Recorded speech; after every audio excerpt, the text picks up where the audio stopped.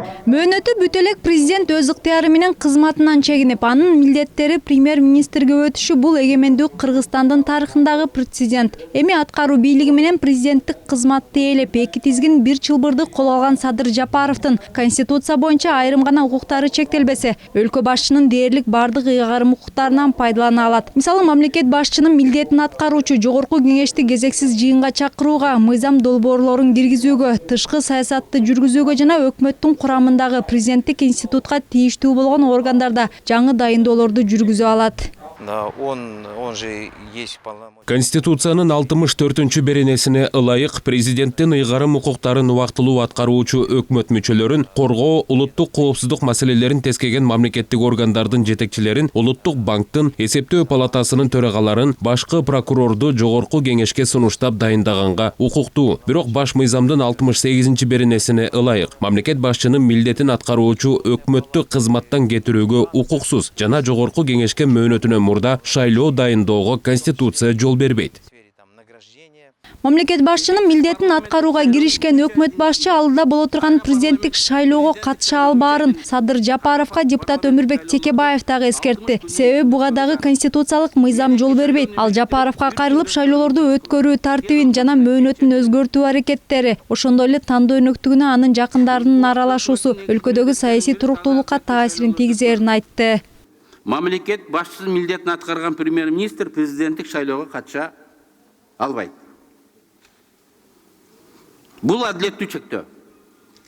Анткени эч ким өз статусунан ашыкча пайдаланбасын деген чек, кооптону Конституцияда так ушинтип белгиленген. Эгер премьер-министрдин жан досу, жакын партиялашы президенттик шайлоого катышса, шайлоонун адилеттүү болгондугуна ишенеби?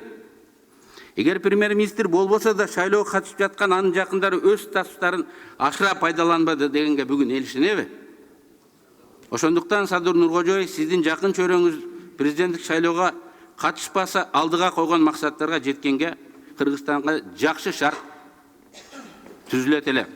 Учурда өлкөдө болуп жаткан саясий окуялар башынан бир нече ирет төңкөрүштү өткөргөн Кыргызстан үчүн да жат болууда. Себеби буга чейинки эки ыңкылапта тең президенттер бийликтен атайылап кулатылып, бириккен саясий күчтөр кийинки кадамдардын алдын ала пландашкан. Азыр кырдаал такыр башкача. Садыр Жапаровдун колуна эбегейсиз бийлик топтолду. Бирок ошол эле учурда анын өкмөтүнүн курамы коомчулуктун купулуна көп толо берген жок. Серепчилер премьер-министр өзүнүн азыркы абалын жакшы түшүнүшү керек деп эсептешет. Бирок алар үчүн Жапаров эмне үчүн мындай чоң жоопкерчиликти өз мойнуна алууну чечти деген суроо дагы деле болсо ачык бойдон калууда. Ошол эле учурда эксперттер премьер-министр Конституцияга ылайык шайлоого барбагандан кийин анын шайлоодон кийинки келечегине түшүнбөй турушат. Все-таки он президент, исполняющий обязанности. Президенттин милдетин аткаруучу шайлоо аркылуу шайланып келбегендиктен ал элдин атынан сүйлөй албайт. Парадоксту карасаңыз, Мекенчил партиясы алдыда боло турган шайлоодо алдыңкы орун менен жеңиши мүмкүн болчу. Ансыз деле кечээки шайлоодо алдыга озуп чыкпады беле. Албетте Садыр Жапаровду, анын партиясын колдогон эл бар. Ал азыр эң популярдуу саясатчы, бирок абалы өтө оор. Буга чейинки мамлекет башчыларынын ичинен Кыргызстанды башкаруу жүгү кыйын кырдаалда Отунбаевага тийген. Ал мезгилде айрым милдеттер убактылуу өкмөткө бөлүштүрүлгөнү белгилүү. Азыр жүктүн баары Садыр Жапаровдо жана анын досу Ташиевде.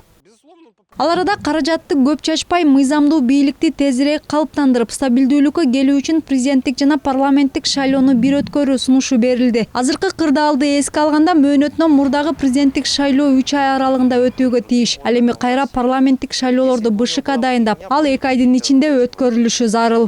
Установленные в Конституционном законе. Шайлоо мыйзамдарына ылайык жогорку кеңешке кайра шайлоону БШК мурдагы шайлоонун жыйынтыктары жокко чыгарылгандан кийин 1 айдын ичинде дайындайт. Демек 6 ноябрга чейин шайлоо күнү аныкталат. Болжол менен парламенттик шайлоо 20 декабрда болот. Ал эми мөөнөтүнөн мурда өткөрүлө турган президенттик шайлоону президент кызматынан кеткенден кийин 1 апта ичинде жогорку кеңеш дайындайт. Ал 3 ай аралыгында уюштурулуп, болжол менен январь айынын 3 декадасында жекшемби күнү өтөт. Эгер кандайдыр бир себептер менен шайлоону жогорку кеңеш дайындабай калса, президенттик шайлоо дайындалды деп саналып, БШК аймактык шайлоо комиссиялары менен бирге тандоо өнөктүгүн өткөрө берет.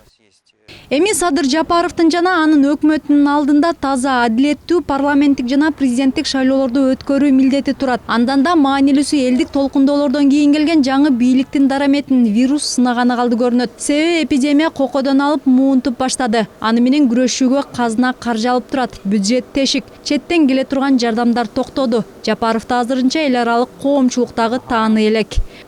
Чынара Нурсеитова, Алтынбек Саакиев, Нью ТВ.